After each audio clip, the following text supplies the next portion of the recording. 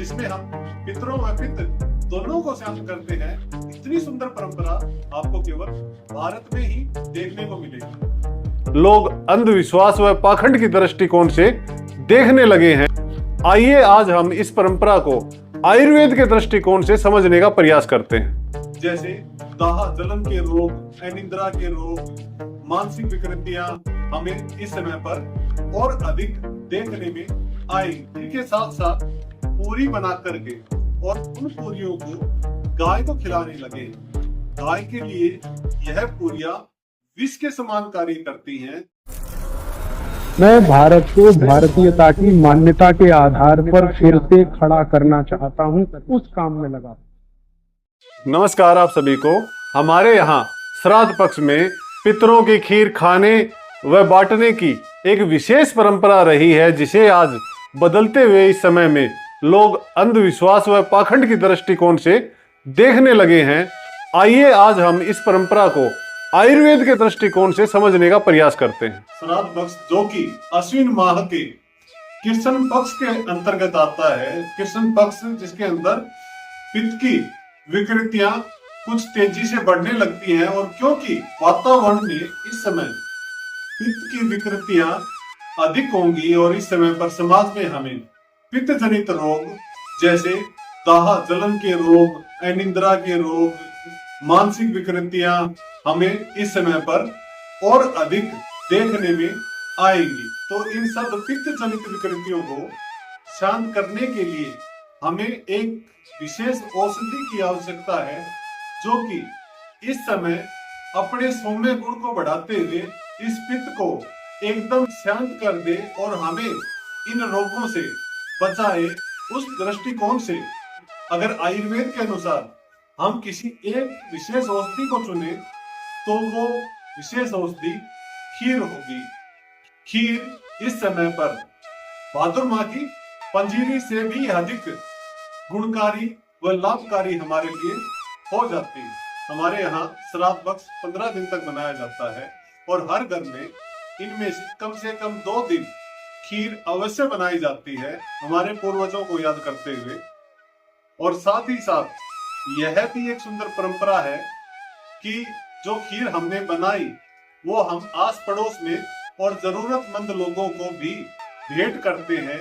और साथ में विद्वान जन, साधु जन, जो व्यक्ति खीर बनाने में असमर्थ हो, जो समाज में विचरण करते हो, उनको घर पर अतिथि के तौर पर निमंत्रित करके उन्हें भी हम खीर का प्रसाद भेंट स्वरूप सेवन कराते हैं। समाज में हर व्यक्ति को खीर का प्रसाद मिल सके, यह परंपरा हमारे यहाँ सदियों से चली आ रही है, ताकि कोई भी व्यक्ति पित्त से विकृत रोगों से ग्रसित ना हो और वो भी अपने जीवन को सुखद व निरोगी रख सके। इतनी सुंदर परंपरा हमारे पूर्वजों ने बड़े सुंदर तरीके से इस समाज में स्थापित की, जिसमें स्वास्थ्य और सामाजिक तालमेल बड़े सुंदर तरीके से दिखाई पड़ता है, जिसमें हम पितरों व पितृ दोनों को शांत करते हैं। इतनी सुंदर परंपरा आपको केवल भारत में ही देखने को मिलेगी। इसलिए खीर का सेवन अवश्य करें, किंतु ध्यान दें कि खीर केवल एक साधारण मिठाई नहीं है। इसे ठीक सामग्री के साथ और ठीक तरीके से यदि बनाया जाए तो यह विशेष लाभकारी, विशेष गुणकारी हो जाएगी। इसके लिए आपको शुद्ध देसी गाय का दूध, शुद्ध देसी चावल, शुद्ध देसी खांड या शुद्ध मिश्री का प्रयोग आप इसके अंदर कर सकते हैं। इसको और अधिक अच्छा बनाने के लिए और अधिक इसके अंदर कोई सामग्री यदि हमें उपयोग में लेनी है तो वह सामग्री सौम्य गुण से युक्त हो, शीतल हो। इसके लिए हम इसके अंदर इलायची, नारियल अथवा शुद्ध देसी गाय का घी भी यदि हम इस समय इस खीर में डाल करके उपयोग करें तो यह खीर हमारे लिए एक दिव्य औषधि हो जाएगी। और यदि हम इसी खीर के अंदर अपने स्वाद के वशीभूत होकर के कोई उष्ण तासीर की सामग्री हम इसके अंदर प्रयोग करते हैं तो वही खीर कहीं ना कहीं हमारे लिए हानिकारक सिद्ध हो सकती है। समय के साथ आई विकृति ने आज हमारे मानस को ऐसा कर दिया है कि आज हम खीर के साथ साथ पूरी बना करके और उन पूरियों को गाय को खिलाने लगे हैं। गाय के लिए यह पूरियां विष के समान कार्य करती हैं। ये गाय के प्राणों को हर सकती है।